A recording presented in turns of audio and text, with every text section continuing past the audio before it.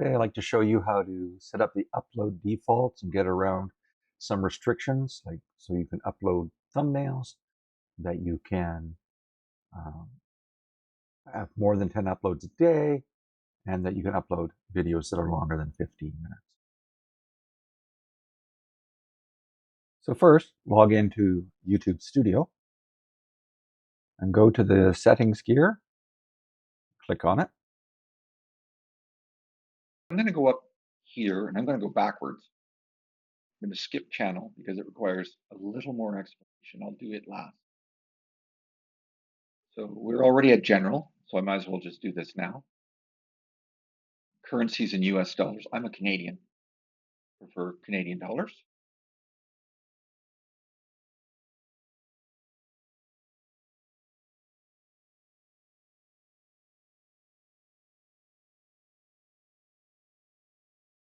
So there we are. We have it in Canadian dollars.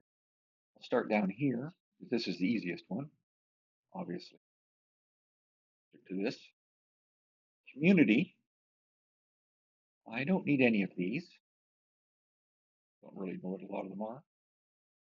But they look good, like blocked words and things like that. If I need them, I don't have moderators right now. Just me. Might add my later. Default, the important one is to have comments added to the channel. Comments, of course, are important because it's feedback and engagement with viewers. Know what questions they're asking, they want, things like that. Now I'm going to go to permission. Let me see here. Managing permissions in your brand account. Manage permissions. And then we click on Manage Permissions again. And sometimes it asks us to, remember that? Nope. Sometimes it asks us to log in. Sometimes if it already knows who we are, it'll just let you in. Make sure this is the account that you have primary ownership of. That's important for the verification steps that you have to have, or pardon me, you have to be the primary owner on the account to verify certain things. So I'm just going to click continue. It knows it's me. I'm going to click manage permissions again. And this is what you want to see. You want to see you, which refers that you're in this channel. And you want primary owner. You want to be the primary owner. If you have other people listed here, channels listed here, make sure they're allowed. Remove any that aren't. There'll be an X at this side of the list to remove it. That's a security thing. Just make sure that only people that you want to have access to your account have access. You don't want people messing around with your channel. So let's go to upload defaults. I'll start at the bottom here. Tags, whatever tags you think are important. I'll just put the name of my channel. I have a whole pile of others that I want to add, but I'll leave it for now. After you enter one, you hit comma to separate them.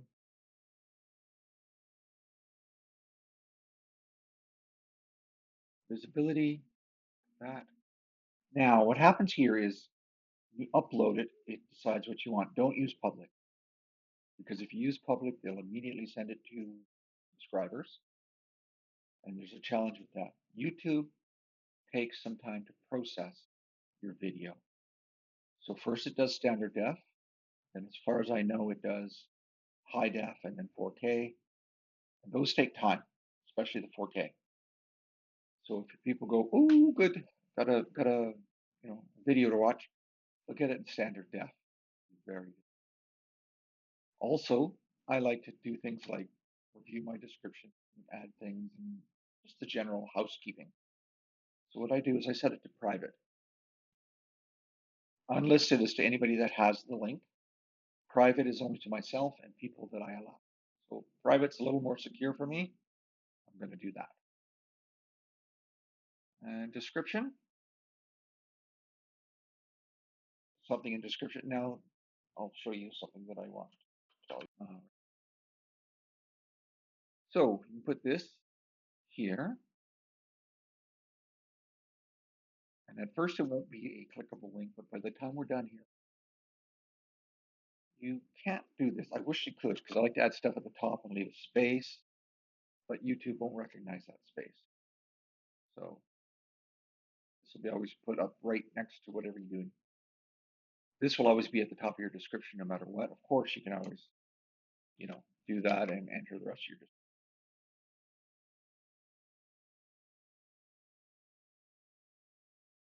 Advanced setting. All right, standard YouTube license, category. Mine's always how to install. I'm going to fill in these languages, comments on.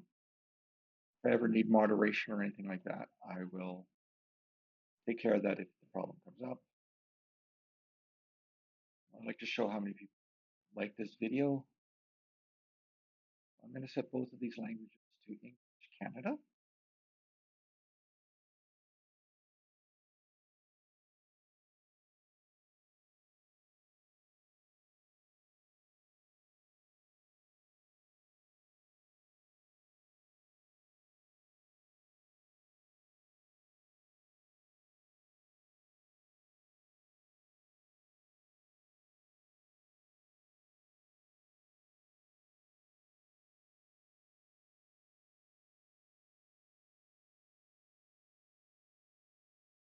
Yeah, that's pretty good. This looks pretty good. So now we'll come to channel. Country of residence, mine is Canada. Keywords, the name of my channel. And you put what other keywords you grow your monetize your make money. But for now, I'm just name here for advanced settings. Okay, so it asks if it's for kids. And no, mine is not for kids. There are special rules if your videos are made exclusively for kids. Make sure you always follow YouTube's rules. And yes, there's a lot of rules, but most of them. Don't try to push the limit. Mine is not for kids. YouTube videos are for like kids under 13 or something. Definitely put that there. But mine isn't. It's meant more for adults. Don't bother linking accounts for when I don't have enough traffic. So automatic captions. Yeah, I'm just going to say don't show potentially inappropriate words. I don't think that will be an issue, but I don't care about the ads. Allow them to clip my content. My answer to that is heck yeah. But that actually gets you more exposure. For example, Mr. Beast is quoted all over the internet.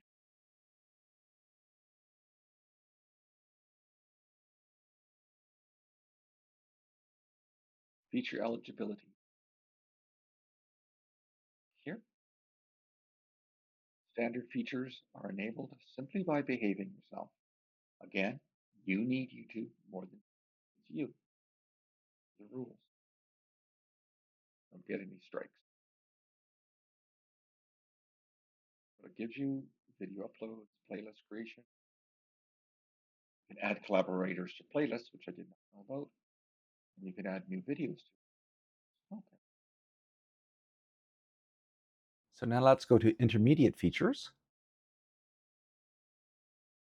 We'll see here a couple of really important things. It allows you to make videos that are more than 15 minutes long, and it's really easy to exceed 15 minutes in a video. It allows you to create custom thumbnails.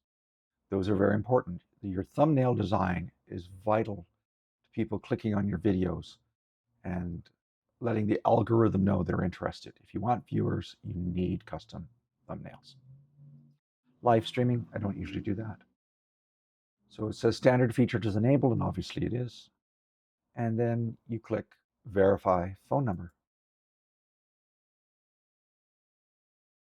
So here I like to have it text me, and the reason is it forces me to use a mobile phone number. The call feature with an automated voice actually works really well. I used to use it on landlines, but then later on, often when Google wanted to verify that that phone number was mine, it would try to text to a landline. And my landline wasn't set up for text. So select your country, put in your phone number, click Next. This is important. Up to 2 channels can be verified per phone number per year. I've already reached that limit, so I'm not able to verify on my mobile phone again. So I'm not going to. The instructions that it gives you are very simple. It may or may not ask you to verify that your phone number is correct before they continue. It will ask you to request a code, and then you type in the code that is sent to your phone, the text, and then you click a button and it will verify it, and then it will tell you your phone is verified. And I believe this process is very quick and that your phone is verified right away. I can't see why it wouldn't be. It's been a while since I've done this, obviously. So I can't click next. I'm just going to get an error message. So just pretend I verified my phone number. So on this other channel, I've been able to enable the intermediate features. And I want to enable the advanced features, which are these. So I click here. You can appeal content ID claims, upload more videos. That's very important. External links are very important, especially if you want to monetize. Test and compare thumbnails is important. I'm not sure how good it is for a small channel like mine right now, but as it grows a bit, definitely worthwhile. Apply for monetization. Now click Access Features. So you can do it by brand history. This particular channel is well past the 2 months, but I have 0 videos on it. So that's probably why. Video verification with my phone. I can take a picture of me looking at my phone and doing certain things their instructions say. And then I'm going to send them my ID. So I click here. I click next. I think they keep your ID for about like 2 years or something. Click next.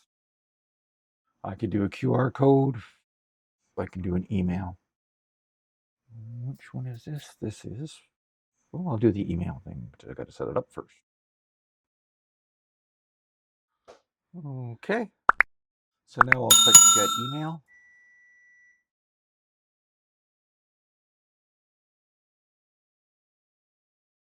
And it sends me an email that looks like this. Tap on it. And it's one that looks like, this. And I tap Start Verification. So then I sign in.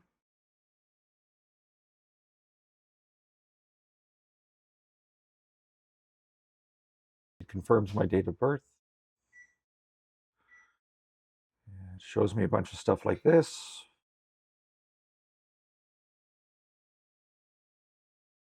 And I'm going to click Next.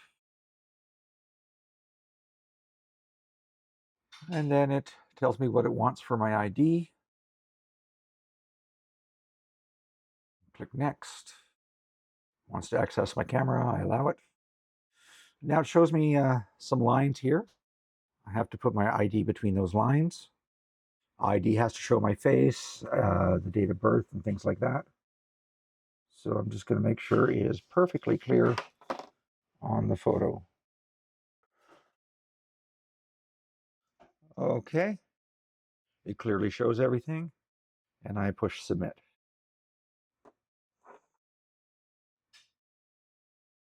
It then tells me it's in review. It's going to take a day. And I click done. And now this changes to pending. And so now I'm going to click on save. So this is now at pending, and I'm going to click on save.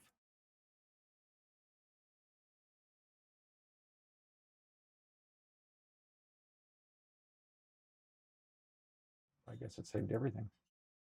So let's go check.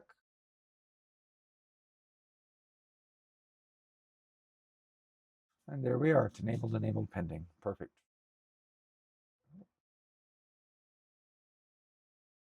And after 24 hours, it will look like this, where they all show enabled. Now, I'm sure you're all excited. You've got this brand new YouTube channel and you're wondering, what can you do with it? Actually, a lot. However, it's best if you center your YouTube channel around one theme. This one theme will attract more viewers and subscribers, makes it easier to monetize, that kind of thing. So, I'm sure you've thought about what kind of theme you want it to revolve around. And for more ideas on that, look at the video in the upper left.